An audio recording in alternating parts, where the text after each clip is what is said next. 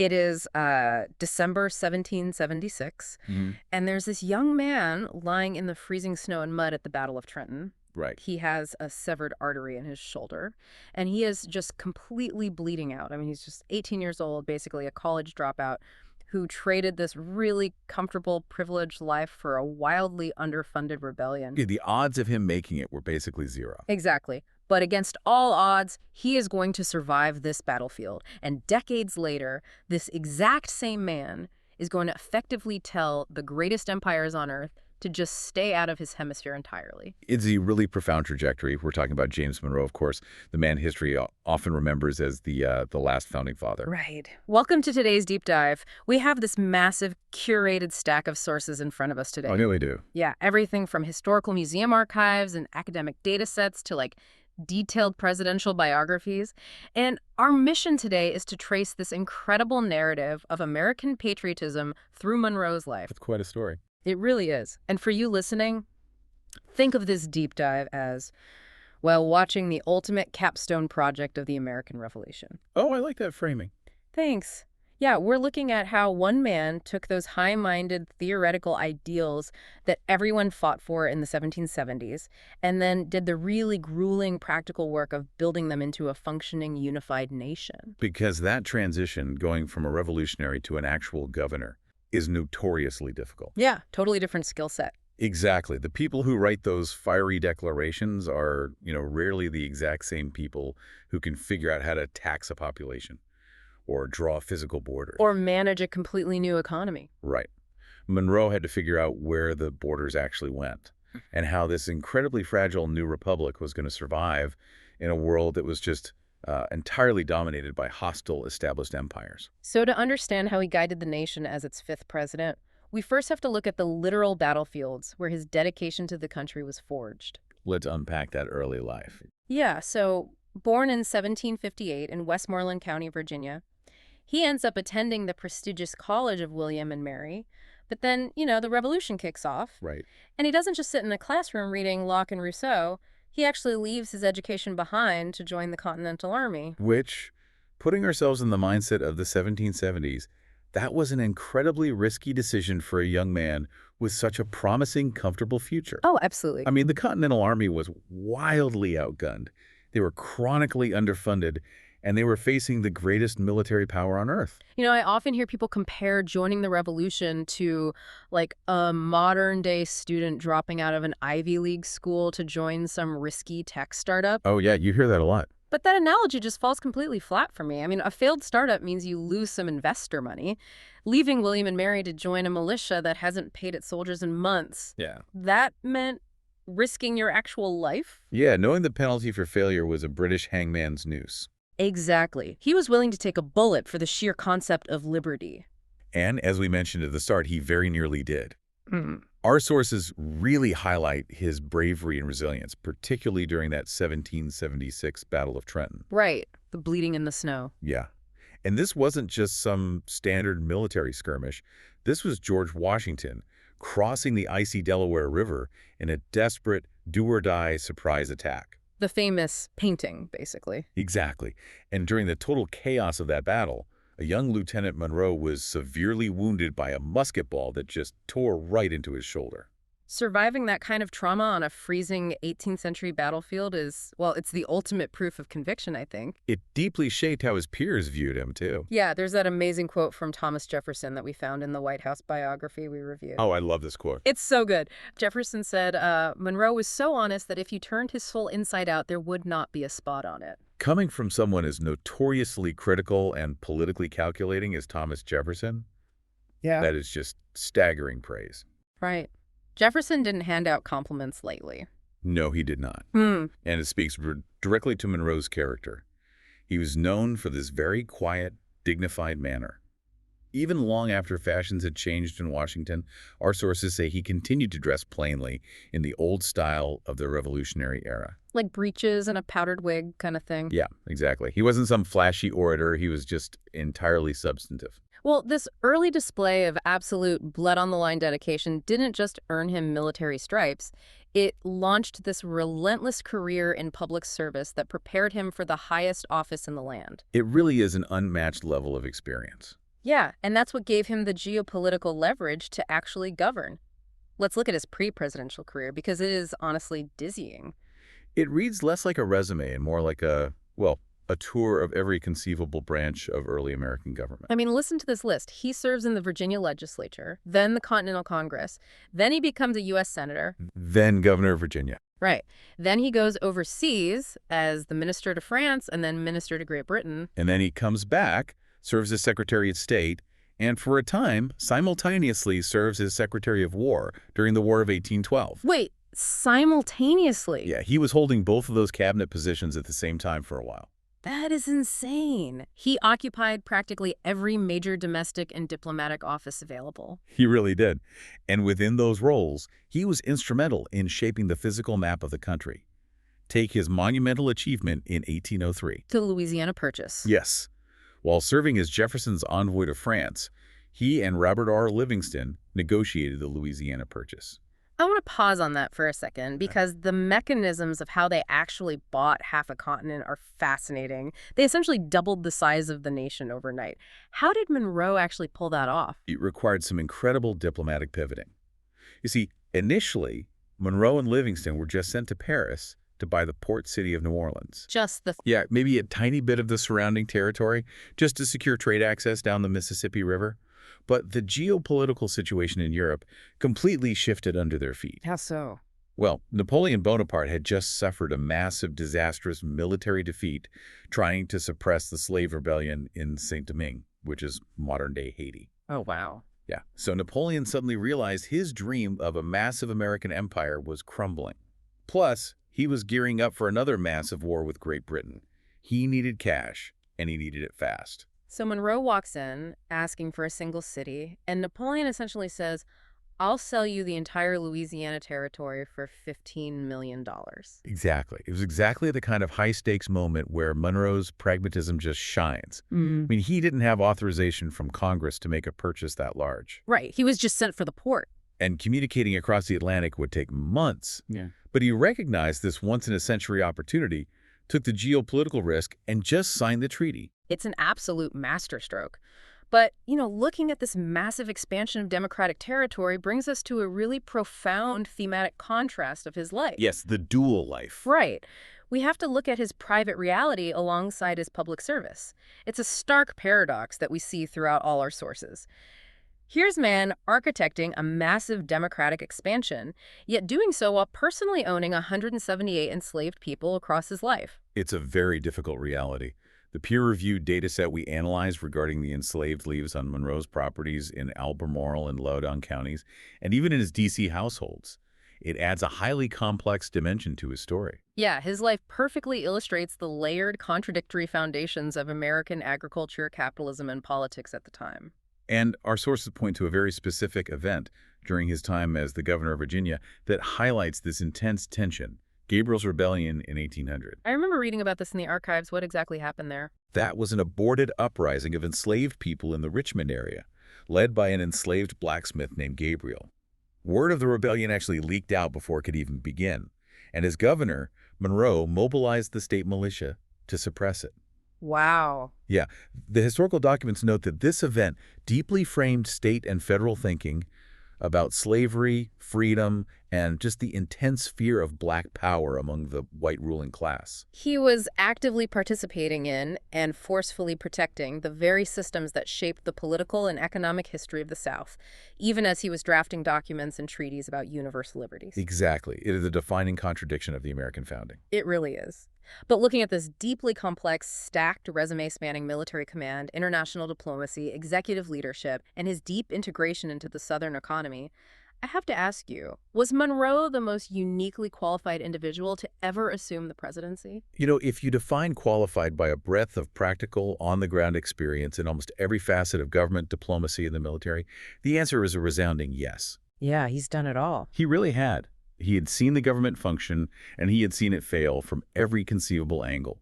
He understood state politics intimately, he navigated federal legislation, he negotiated with actual emperors, and he knew the grim reality of a battlefield. So because he had this unparalleled 360-degree view of the American experiment, He was perfectly positioned to take the presidency in 1816, an attempt to heal what was a deeply fractured nation. And his election in 1816 wasn't just a win, it was a massive landslide. Hmm. Our sources show he secured 183 of the possible 217 electoral votes. Wow. And he ushers in a period famously known as the Era of Good Feelings, which I've always thought that sounds like a cheerful marketing slogan for a political campaign, you know? It really does. How did he tangibly achieve an era of good feelings in a country that had been so bitterly divided? He achieved it through a very deliberate mechanical strategy of political diffusion. So at the time, the country was split between the Democratic Republicans, which was Monroe's party, and the Federalists. But once in office, Monroe purposefully ignored party lines when making his federal appointments. Wait, I need to stop you there. You're saying he just ignored party lines, and that made the opposition party disappear. Basically, yes. That doesn't make any sense to my modern political brain. Yeah. Wouldn't the Federalists just get angrier if they felt ignored? You would think so. Mm-hmm. But here is how the mechanics of political patronage actually worked in the early 19th century. Yeah. Political parties survived on the spoils system. Which means handing out jobs. Right. Handing out federal jobs, postmaster roles, customs positions to loyalists to keep the party machinery running. Monroe simply refused to appoint people based on party loyalty. Oh, I see. So by withholding that patronage, he essentially starved the Federalist Party of its operational fuel. Without the constant partisan warfare over federal jobs, the tension evaporated, and the Federalist Party actually began to fade away as a national institution. So he dismantled the opposition simply by refusing to play their game at all. It reminds me of a brilliant CEO taking over a deeply divided company after a brutal corporate war. Instead of firing everyone from the rival faction, the CEO goes on a massive national listening tour, sits down with everybody, and dissolves the rival factions simply by making everyone feel heard and integrated into the new mission. The listening tour analogy is perfectly accurate, actually, because that is quite literally what Monroe did. Wait, really? He went on a tour? He did. Between 1817 and 1819, he undertook these hugely popular regional tours. He went north into Federalist strongholds, he toured the Chesapeake, he went south and west. It cemented his popularity and actively built a unified national identity. And he's doing all of this while literally rebuilding the physical symbol of the presidency, too. Ah, yes, the White House. Yeah, the White House had been sacked and burned by the British in 1814. Monroe takes office in 1817, and he and his family are the very first to move into the newly rebuilt White House. That's right. The sources even note he personally chose the furnishings, establishing an aesthetic style that presidents have emulated ever since. He was setting the tone, both aesthetically and politically, and his deep diplomatic experience paid off immediately. He secured two massive foreign policy victories early on. Let's hear them. First, the Rush-Bagot Treaty, which successfully demilitarized the border with British North America, which is now Canada. Getting the British to back down and remove warships from the Great Lakes just a few years after fighting the War of 1812 is an incredible flex of diplomatic muscle. It stabilized the northern border entirely. And then he authorized his brilliantly capable Secretary of State, John Quincy Adams, to negotiate the Adams-Onis Treaty of 1819. Right. The result was huge. The United States finally acquired Florida from Spain and officially established a boundary line all the way to the Pacific Ocean. The backstory on how they got Florida is wild, too. Andrew Jackson basically went rogue. He certainly did. Yeah, he marched his troops into Spanish Florida under the guise of chasing Seminole native forces and just started capturing Spanish forts without any explicit presidential orders to do so. It created a massive international incident. It did. But instead of apologizing to Spain, Monroe and Adams used Jackson's rogue aggression as leverage. That's so bold. They basically told Spain, look, we can't control our generals, and you clearly can't defend this territory, so sell it to us before we just take it. Wow. And Spain just folded. Spain realized they had no choice and ceded Florida. It's a total masterclass in securing the perimeter of a new country. Because Monroe had capital to secure these borders. But this era of good feelings wasn't immune to internal friction. Not at all. As the country grew geographically, unprecedented economic and moral challenges threatened to tear the fragile union apart from the inside. Which brings us to the true crucible of his presidency, The glossy era of good feelings label really hides some incredibly dark challenges. Honestly, I have to push back on that historical label entirely. The era of good feelings sounds like a massive misnomer when you realize he was dealing with the country's first major economic crash and a deeply terrifying moral and political crisis over slavery. Yeah, it's definitely an ironic title in hindsight. Let's start with the money. How did his administration survive the Panic of 1819 without just collapsing? Well, the administration survived through intense, often frustrating pragmatism. The Panic of 1819 was the first major peacetime financial crisis in the United States. What caused it? To understand why it happened, you have to look at the post-war boom. After the War of 1812, there was a massive surge in land speculation in the West, and it was fueled by state banks recklessly printing paper money and handing out totally unregulated loans. Oh, so it was a classic credit bubble. Precisely. And when the Second Bank of the United States suddenly realized the bubble was dangerously large, they abruptly called in their loans, demanding payment in hard specie, meaning gold and silver. Which no one had. Exactly. State banks failed, farmers lost their land, and global cotton prices simultaneously collapsed. It was a severe recession. Now, during a recession, people usually look to the federal government to step in and build infrastructure to stimulate the economy, right? As the country expands westward, they desperately needed roads and canals anyway. How did Monroe handle internal improvements? This is where we see his strict constitutionalism create what our sources describe as a confused and contradictory policy. Okay, why confused? Well, Congress desperately wanted to federally fund internal improvements. Now, going back to the Constitutional Convention, Benjamin Franklin had actually proposed giving Congress the power to construct canals to connect the Western settlements. That makes sense. But the framers ultimately rejected it. They intended to deny Congress the explicit right over internal improvements within sovereign states. So Monroe looks at the Constitution, sees that the power isn't explicitly written down, and says, I can't authorize this money, even though the country desperately needs roads. That is exactly what happened. He supported the idea of infrastructure, but he vetoed several major projects because he believed the federal government didn't have the explicit constitutional authority without an amendment. Wow. It was a rigid adherence to the text that deeply frustrated politicians who just wanted to build the country's economy. But the economic panic and the infrastructure debates really pale in comparison to the existential threat that emerged during his first term, the Missouri Compromise of 1820. Yes, this was the moment. The deep underlying fracture of the nation regarding slavery was fully exposed on the federal stage. Let's look at the mechanics of this crisis. By 1819, the United States had a very delicate balance of power in the Senate, 11 free states and 11 slave states. A perfect tie. Right. But then Missouri applies for statehood. And because the Louisiana Purchase had doubled the nation's size, the big terrifying question was, would these new Western territories allow slavery or prohibit it? And the math in the Senate was absolutely everything. If Missouri entered as a slave state, the South would gain a voting advantage in the Senate. If it entered as a free state, the North would. The stakes were massive. The debate in Congress grew incredibly heated, personal, and even violent in its rhetoric. It was a true political crisis that threatened to split the country into civil war right then and there. And the historical reality of the solution they found, the Missouri Compromise, involved this really complex geographic and political trade-off. To maintain that Senate math, Massachusetts allowed its northern district to enter the Union as the Free State of Maine. Right. And in return, Missouri was admitted as a slave state. So they kept the Senate perfectly balanced at 12-12. But the most impactful part of the compromise was drawing a literal geographic boundary across the map.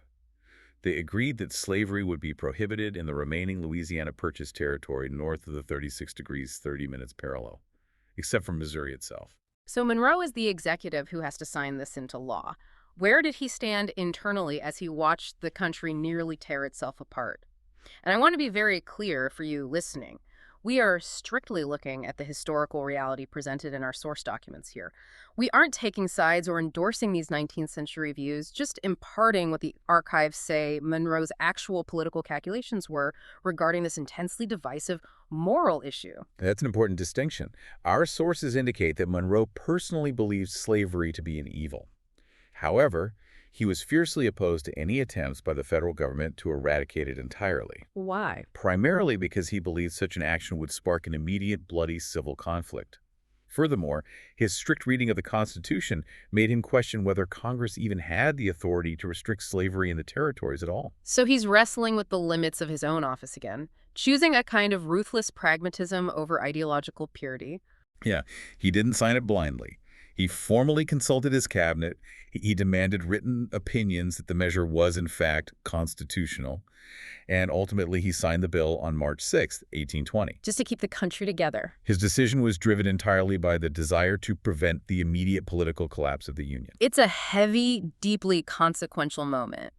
He averted disaster, but as we know from history, that 3630 line merely postponed the Dupper dispute, right? Setting the exact stage for the Civil War a few decades later. It did. Yet, despite these severe domestic fractures, his pragmatic leadership held the nation together so successfully that the political environment remained remarkably stable in the short term.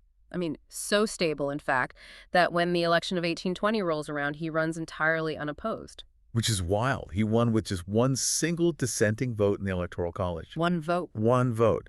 That is a level of political dominance and national consensus we can barely even comprehend today. Yeah, no kidding. So with the nation internally stabilized, at least for the moment, he turned his attention outward to protecting this fragile new republic from global empires, which brings us to his final defining legacy. Although, before we move to the global stage, our sources note a really poignant moment of domestic patriotism from that second term that I want to mention. Oh, please do. By 1818, there were only an estimated 1,600 Revolutionary War officers still alive. But thousands of regular enlisted veterans were aging and struggling with severe poverty. Oh, wow. So Monroe proudly signed the Revolutionary War Pension Act, which provided financial assistance to those surviving veterans. Over 20,000 applied. It was his way of honoring the men who had bled in the snow alongside him decades earlier. That is a wonderful detail. He never forgot where the country came from or the blood it cost to build it. Never. But he also had a very clear vision of where the country was going. And more importantly, who was emphatically not invited to the future of the Americas. Let's unpack the absolute climax of his career, the Monroe Doctrine. Yes. Articulated on December 2, 1823, during his annual message to Congress, it remains one of the most important pieces of American foreign policy ever created. The sources break the doctrine down into three main concepts, right? Separate spheres of influence for the Americas and Europe, non-colonization and non-intervention. Those are the three pillars. But why did he issue this specific threat at this specific time? What were the geopolitical mechanics actually driving it? It was a rapid reaction to multiple global threats converging on the United States all at once. First, look south. The newly independent Latin American states had just overthrown Spanish colonial rule. Okay. Americans were deeply sympathetic to these Republican movements, but they were terrified that a coalition of European monarchies, specifically Spain, backed by France, might launch a massive armada to reassert colonialism over these new nations. Because if European mercantilism and autocratic monarchies get a foothold right next door again, the U.S. is totally boxed in. Its trade routes are threatened, and it's surrounded by hostile militaries. It's exactly the fear. And it wasn't just Europe looking west across the Atlantic. It was also Russia looking south from the Pacific. Russia. Yeah.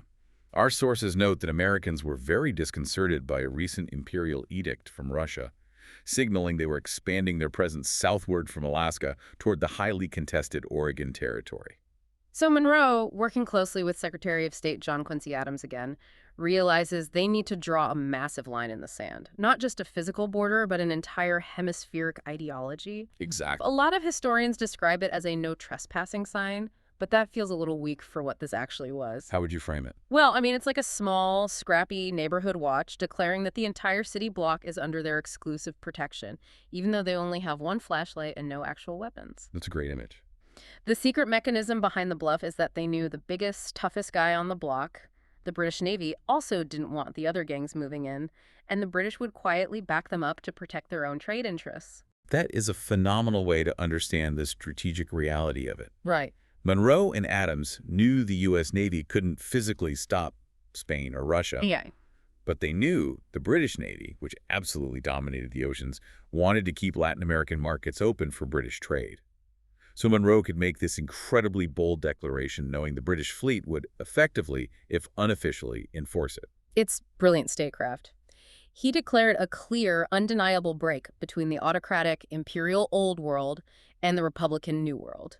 He stated that the United States would remain entirely neutral in European wars. But in return, the American continents were officially closed to new colonization by European powers. Any attempt to interfere would be viewed as an act of aggression against the United States itself. It was an audacious bluff for a country still developing its military capacity, but it worked. It laid the foundation for America's protective stance on the global stage for centuries. It really did. And this bold declaration wasn't just a foreign policy stance. It was the ultimate capstone to a lifetime spent fighting for and securing American independence. I mean, from fighting the British at Trenton to telling all of Europe to stay out of the hemisphere, his life was a singular arc of protecting the American experiment. Absolutely. Which brings us to our final takeaways for you today. James Monroe is the vital bridge between the revolutionary generation, the fiery visionaries who fought the war and wrote the Constitution, and a new, modern era of American leadership. He proved that sustaining a revolution requires a completely different skill set than starting one. He took the abstract ideals of liberty and wrestled them into the messy, deeply compromised realities of drawing borders, expanding an economy, and navigating the darkest moral contradictions of the time. And why should you care about a president from the 1820s? Well, because every single time you look at a map of the United States and see the borders of Florida or the vast stretch of the Midwest, or every time you consider America's stance on the global stage, you are seeing the direct, lasting physical results of James Monroe's pragmatic and patriotic statesmanship. Yeah. The revolutionaries drew the blueprints, but Monroe did the grueling work of actually building the house. He was the steady, highly experienced hand that the country desperately needed during its most formative, vulnerable years. So as we wrap up this deep dive into the life of the last founding father, we want to leave you with a final thought to mull over, something to explore on your own. Right. When a nation is literally built brick by a handful of larger-than-life founding figures who commanded almost mythic, untouchable respect, what happens to the country's identity when the very last one of them passes away, leaving a brand new, unproven generation to interpret the rules and boundaries they left behind?